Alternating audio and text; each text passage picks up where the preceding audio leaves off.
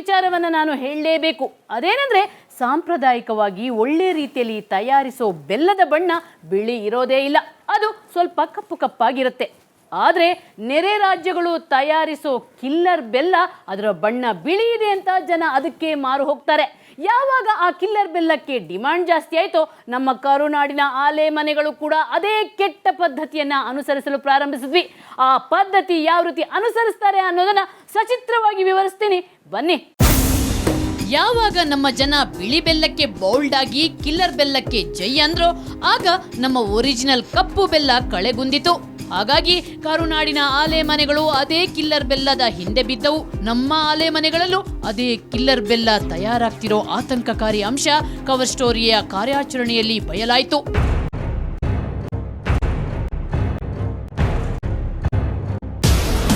Bhadravati ಭದ್ರಕೋಟೆಗೆ entry. ಬೆಲ್ಲಕ್ಕೆ ಹಾಕ್ತಾರೆ cement. ಹೌದು, ಶಿವಮೊಗ್ಗ ಜಿಲ್ಲೆಯ ಭದ್ರಾವತಿಯಲ್ಲಿ ವಿಷ ರಾಸಾಯನಿಕ ಮಿಶ್ರಿತ ಬೆಲ್ಲ ತಯಾರಾಗ್ತಿರೋ ಮಾಹಿತಿ ಗೊತ್ತಾಯಿತು. ಅಲ್ಲಿನ ಆಲೆ ಮನೆಗೆ ಭೇಟಿ ಕೊಟ್ಟಾಗ ಕಿಲ್ಲರ್ ಬೆಲ್ಲ ತಯಾರಿಯ ಸೀಕ್ರೆಟ್ ಬಯಲಾಯಿತು.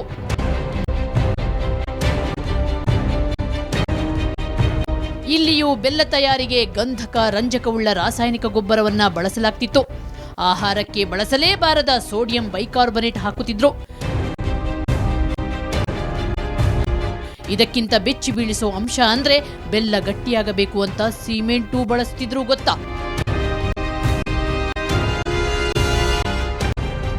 ಇದು ಭದ್ರಾವತಿಯ ಕತೆ. ಆದ್ರೆ ಸಕ್ಕರೆಯ ನಾಡು ಬೆಲ್ಲದ ಬೀಡು ಮಂಡ್ಯದಲ್ಲಿ ಪರಿಸ್ಥಿತಿ ಭಿನ್ನವಾಗಿರಲಿಲ್ಲ.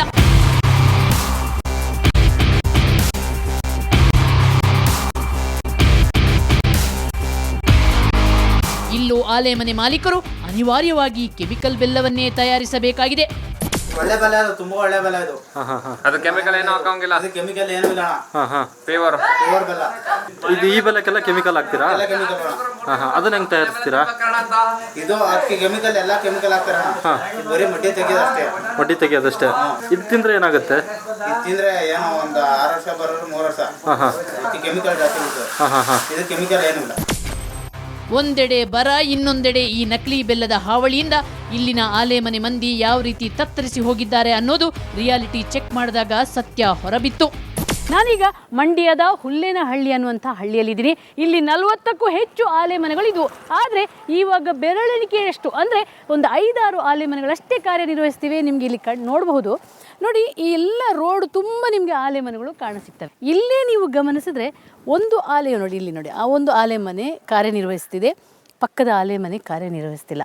ಒಂದು ರೈತರಿಗೆ ಕಬ್ಬು ಬೆಳೆಯೋಕ್ಕೆ ನೀರಿಲ್ಲ, ಇನ್ನು ಬೆಳೆದಿರುವಂಥ ಕಬ್ಬಲ್ಲಿ ನೀರಿಲ್ಲ. ಹಾಗಾಗಿ ಬೆಲ್ಲ ತಯಾರಿಸಲು ಕಷ್ಟ ಆಗ್ತಿದೆ. ಯಾವ ರೀತಿ ಇಲ್ಲಿನ ಆಲೆ ಮನೆಯವರು ರೈತರು ಕಷ್ಟನ ಅನುಭವಿಸ್ತಿದ್ದಾರೆ ಅನ್ನೋದನ್ನು ನೇರವಾಗಿ ಅವ್ರ ಹತ್ರನೇ ಕೇಳ್ಕೊಂಡು ಬರೋಣ, ಬನ್ನಿ. ಈಗ ಮಂಡ್ಯ ಅಂದರೆ ಆಲೆ ಮನೆ ಮತ್ತು ಸಕ್ಕರೆ ನಾಡು ಅಂತ ಹೇಳ್ತಾರೆ. ಯಾಕೆ ಇಷ್ಟೊಂದು ಆಲೆ ಮನೆಗಳು ಮುಚ್ತಾ ಇರುವೆ? ಮುಖ್ಯವಾಗಿ ನಮಗೆ ಆಲೆ ಮನೆ ಮುಚ್ಚೋಕ್ಕೆ ಒಂದು ಕಾರಣ ಅಂದರೆ ಕಾವೇರಿ ನೀರು ತಮಿಳ್ನಾಡು ಹೊಂಟೋದು ಒಂದು ಕಾರಣ ಆಯಿತು. ಆಮೇಲೆ ಕಬ್ಬು ಬೆಳೆಯೋಕ್ಕೆ ನೀರಿನ ತೊಂದರೆ ಮೇನ್ ಕಾರಣ ಆಗಿರೋದ್ರಿಂದ ಮುಚ್ತಾ ಇದೆ. ಮತ್ತು ಬೆಲ್ಲ ಬೇರೆ ಕಡೆಯಿಂದ ಕೆಮಿಕಲ್ ಬೆಲ್ಲ ಎಲ್ಲ ಬಂದು ಅವರು ಮೇಲೆ ಪೈಪೋಟಿ ಮಾಡ್ಕೋದಿಲ್ಲ. ನಾವು ಕಬ್ಬು ಬೆಳೆದೇ ಇದು ಮಾಡಬೇಕಾಗಿರೋದ್ರಿಂದ ನಾವು ವರ್ಷಕ್ಕೆ ಒಂದೇ ಬೆಳೆ ನಮ್ಮ ಕಬ್ಬು. ಅವ್ರು ಕೆಮಿಕಲಲ್ಲಿ ಯಾವ ಥರ ಬೆಲ್ಲ ಮಾಡ್ತಾರೋ ಅದರಿಂದ ಅವ್ರ ಮೇಲೆ ಪೈಪೋಟಿ ಮಾಡೋಕ್ಕಾಗ್ದೇ ನಮ್ಮ ಆಲೆ ಮನೆಗಳು ಇಲ್ಲಿ ಮುಚ್ಚೋ ಸ್ಥಿತಿಗೆ ಬಂದವೆ, ಮುಚ್ಚಿಬಿಟ್ಟಿದೆ ಅರ್ಧಕ್ಕರ್ಧ. ಎಷ್ಟು ಇದು ನೀವು ಚಿಕ್ಕದಿರುವಾಗ ಇಲ್ಲಿ ಆಲೆ ಮನೆಗಳು? ಈಗ ಎಷ್ಟಿವೆ? ಈಗ ನಮ್ಮೂರಲ್ಲೇ ಇಲ್ಲಾಂದ್ರೆ ಒಂದು 30 ಆಲೆ ಮನೆ ಇದ್ದು, ಈಗ ಒಂದು 4-5 ಇವೆ ಅಷ್ಟೇ. ಕೂಲಿಗೆ ನಿಮಗೂ ಉದ್ಯೋಗಕ್ಕೆ ತೊಂದರೆ ಆಗುತ್ತೆ. ಕೂಲಿ ಕೊಡೋರು ಕೊಡ್ತಾರೆ ಅವರು, ಅಲ್ಲಿ ರೈಟ್ ಸಿಗ್ತಾರೆ ನಮಗೆ, ಅಲ್ಲೇ ಕೊಡೋಣ ಬಿಟ್ಟು ನಮಗೆ ಮುಂದೆ ಕೊಡ್ತಾರೆ, ಇನ್ನೂ ಕೊಡ್ತಾವ್ರೆ. ಹಂಗೆ ಮಾಡೋದಕ್ಕೆ ನಾವು ಕೆಲಸ ಬಿಡೋಣ, ಬಿಡುಗಾಯ್ಕೆ ಹಂಗಾಯ್ತದ ನಿಂತೀವಿ ನೋಡಿ. ಇದು ಇಡೀ ಎಲ್ಲರ ಆರ್ಥಿಕ ಪರಿಸ್ಥಿತಿಯ ಮೇಲೆ ಕೂಡ ತುಂಬನೇ ತೊಂದರೆ ಕೊಡ್ತಾ ಇದೆ. ಅಂದರೆ ಕೆಮಿಕಲ್ ಬೆಲ್ಲ ಜೊತೆಗೆ ನೀರಿನ ಬರದಿಂದಾಗಿ ಇಲ್ಲಿನ ಒಂದು ಮಂಡ್ಯ ಮತ್ತು ಇತರ ನಮ್ಮ ಕರುನಾಡಿನ ಭಾಗದ ನಿಜವಾಗ್ಲೂ ಕೂಡ ರೈತರು ಮತ್ತು ಆಲೆ ಮನೆಯವರು ತುಂಬನೇ ಸಂಕಷ್ಟದಲ್ಲಿದ್ದಾರೆ. ನೋಡಿದ್ರ, ಇದು ವಿಷ ಆಹಾರ ಮಾಡುತ್ತಿರೋ ದುಷ್ಪರಿಣಾಮ. ನಮ್ಮ ಜನ ಒಲ್ಲದ ಮನಸ್ಸಲ್ಲಿ ಜನರಿಗೆ ವಿಷ ಉಣಿಸುತ್ತಿದ್ದಾರೆ. ನಮ್ಮ ರಾಜ್ಯದಲ್ಲಿ ಆಹಾರ ಇಲಾಖೆ ಸತ್ತೇ ಹೋಗಿರೋದ್ರಿಂದ ಜನರೇ ಈಗ ಎಚ್ಚೆತ್ತುಕೊಳ್ಳಬೇಕು. ಬಿಳಿಯಾಗಿರೋ ನಕಲಿ ಕೆಮಿಕಲ್ ಬೆಲ್ಲಕ್ಕೆ ನೋ ಅನ್ನಲೇಬೇಕು. ನೋಡಿದ್ರಲ್ಲ ಸ್ನೇಹಿತರೆ, ಈ ಕಿಲ್ಲರ್ ಬೆಲ್ಲದ ಅಟ್ಟಹಾಸವನ್ನ, ನೆರೆ ರಾಜ್ಯಗಳ ಬೆಲ್ಲ ಮಾಫಿಯಾದ ಅಬ್ಬರವನ್ನ ಇದೇ ರೀತಿ ಮುಂದುವರಿಯಲು ಬಿಟ್ರೆ ಕರುನಾಡಿನ ಆಲೆ ಮನೆಗಳು ಸರ್ವನಾಶ ಆಗೋ ಹೋಗೋದ್ರಲ್ಲಿ ಅನುಮಾನವೇ ಇಲ್ಲ.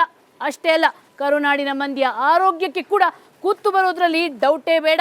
ಹಾಗಾಗಿ ಆರೋಗ್ಯ ಸಚಿವರೇ ಬೇಗ ಎಚ್ಚೆತ್ತುಕೊಳ್ಳಿ, ಈ ಮಾಫಿಯಾಕ್ಕೆ ಬ್ರೇಕ್ ಹಾಕಿ ನಮ್ಮ ಜನರ ಆರೋಗ್ಯ ಉಳಿಸಿ, ಅದೇ ರೀತಿ ಕರುನಾಡಿನ ರೈತರನ್ನು ಬೆಳೆಸಿ. ಇದು ಈ ಹೊತ್ತಿನ ಕವರ್ ಸ್ಟೋರಿ. ಮುಂದೊಂದು ಸ್ಫೋಟಕ ಸುದ್ದಿಯೊಂದಿಗೆ ಮತ್ತೆ ಶುಕ್ರವಾರ ಬರ್ತೀನಿ. ಅಲ್ಲಿವರೆಗೆ ನಿಮ್ಮ ಸುತ್ತಮುತ್ತಲೇನಾದರೂ ಅಕ್ರಮ, ಅನಾಚಾರ, ಭ್ರಷ್ಟಾಚಾರ ನಡೀತಿದ್ರೆ ನಮ್ಮ ಈ ವಿಳಾಸಕ್ಕೆ ಬರೀರಿ. ಕವರ್ ಸ್ಟೋರಿ ವಿಭಾಗ, ಸುವರ್ಣ ನ್ಯೂಸ್ 24/7, ನಂಬರ್ 36, ಕ್ರೆಸೆಂಟ್ ರಸ್ತೆ, ಶಿವಾನಂದ ಸರ್ಕಲ್, ಬೆಂಗಳೂರು 1. ನಮ್ಮ ಇಮೇಲ್ ವಿಳಾಸ coverstory@suvarnanews.in. ನೇರ, ದಿಟ್ಟ, ನಿರಂತರ ಸುದ್ದಿಗಾಗಿ ನೋಡ್ತಾರೆ ಸುವರ್ಣ ನ್ಯೂಸ್.